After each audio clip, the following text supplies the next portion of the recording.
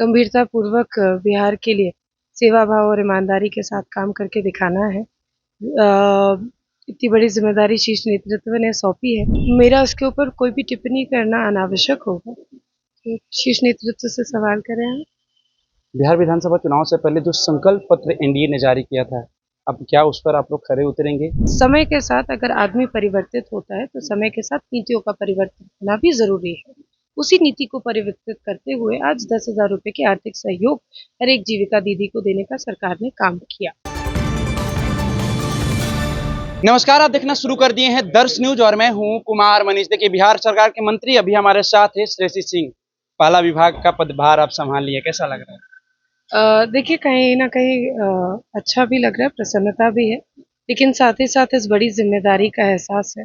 गंभीरतापूर्वक बिहार के लिए सेवा भाव और ईमानदारी के साथ काम करके दिखाना है।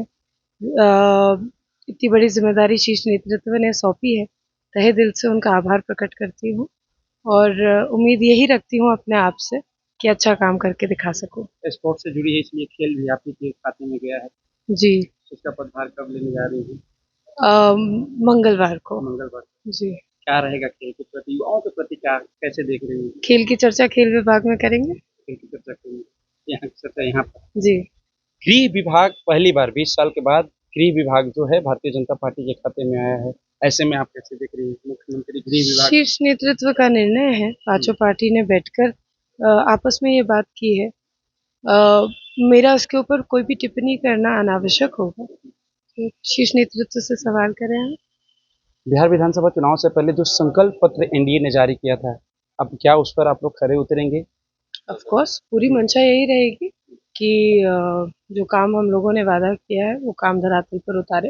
भारतीय जनता पार्टी वैसे भी एक ऐसी पार्टी है, पूरे विश्व में सबसे बड़ी पार्टी है, जिसने 99% तक अपना मैनिफेस्टो कंप्लीट करके अपना वादा पूरा करके दिखाया है। तो निश्चित रूप से हम उसी पार्टी से आते हैं। पूरा भरोसा है कि हर एक वादा पूरा होगा।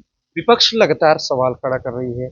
कभी जब प्रचंड बहुमत मिलने के बाद कभी ईवीएम की बात कर रही है, कभी 10,000 देकर वोट चोरी की बात कर रही है, अब तो परिवारवाद पर घेराव कर रही है कि हम लोग को परिवारवाद लोग बोलता था, अब क्या हो रहा है? उपेंद्र कुशवाहा कभी तक मंत्री जब से बने। देखिए, आरएलएम का जो विषय है वो आरएलएम के नेतृत्व ही उसका जवाब दे सकते हैं।